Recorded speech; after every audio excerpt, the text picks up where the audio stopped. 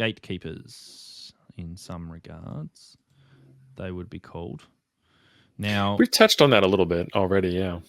yeah. Now, as far as they're concerned, what authority do they have, if any? None. None. That was a quick answer to that question. Yeah, and I don't mean to Now, be like one worded, but there is a longer answer to it. Even the FCC in the U.S., if you're doing something wrong, they will not come to you and put you in handcuffs and throw you in jail. You'll get a strongly worded letter in the mail, and I'm not your lawyer, so don't take my word for it. But you'll get a strongly worded letter in the mail. You might get a knock on your door. They're going to ask you to stop first, and then you stop, and then the problem goes away because you were doing something wrong. Like, it's okay to that, do something wrong. It's not okay to continue to do something wrong after you've been told not to do it.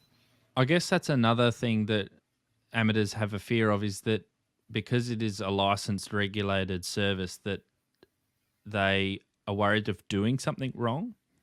Would that be a fair thing?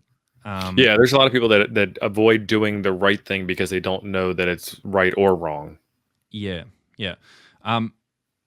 Amateur radio is a lot more laid back than what I think is when you first get into the hobby that you feel it is. I remember when I first got in, like I was Very laid afraid, back. if I don't say my call sign right, I'm going to be in trouble with the regulator. But it's not like that. You're really only going to get into trouble if you really start to do things really bad and really wrong. If I'm constantly jamming the FM station down the street, yes, they're going to causing complain. interference, malicious, I think, is the word that we're looking for. Yeah. So if you're doing things maliciously, that's when you're So the example that we give over here, Ham Radio Dude did this, and he put a video out about it. We made a QSO, and it was out of the portion of the band that he was allowed to operate in, and like nobody complained, nobody said a word, nobody cared. Like the two of us were like, "Oh, oops, guess we should move up." So we moved up, and then he took it upon himself to call the local ARRL office and confess to what he did, and they're like, "Yeah, just don't do that again." Like it's not the end of the world, but if you're constantly broadcasting on a frequency that you're not privileged to operate on, then you're doing something wrong and it needs to stop, and then they will find a way to stop you. And at the end of the day, all you're going to do is lose your license privileges by doing something wrong. And they don't want you to do that in the first place. They want you to enjoy the hobby, and like, people make mistakes. It's fine. Nobody died. You're okay. Yeah. Wild Cascade Radio says, I've found that some people might not even know they are doing this, talking about the gatekeepers. And KY4IF says, the OM talk group that I have here are a great group. They help each other all the time, talk about mostly ham-related stuff, and very welcome to new people. That's exactly right. I think it is important in this discussion to say that we're not talking about all OMs are like this, and it's not even necessarily OMs. It can be anyone, really. But I think there is a certainly a place where we have a lot of people that are very welcoming to new people. So that's very good, and it's good to hear that you've got that too. Mm-hmm. But yeah, I mean, they don't. And now, correct me if I'm wrong, but in the United States, You're have wrong. amateur. Very good. Oh, very good. Wrong one.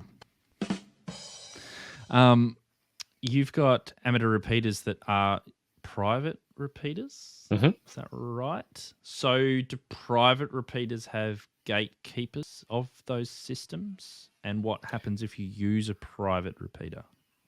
Well, nothing happens if you use a private repeater. Some cranky old fart gets on and tells you that you should not be on their repeater, but it's publicly available airwaves, and it has to be registered as a publicly available device, and it has to accept publicly addressable signaling in both directions. And there you have it. Yeah, it's like, it is like, I have a repeater. It personally exists in a building of mine, and it's connected up to my antenna tower, and it uses my electricity, and it uses my call sign, my club's call sign, that I'm authority in the club, officer, that's the word, officer in the club. But at the end of the day, I can't keep you off of my repeater other than to turn my repeater off.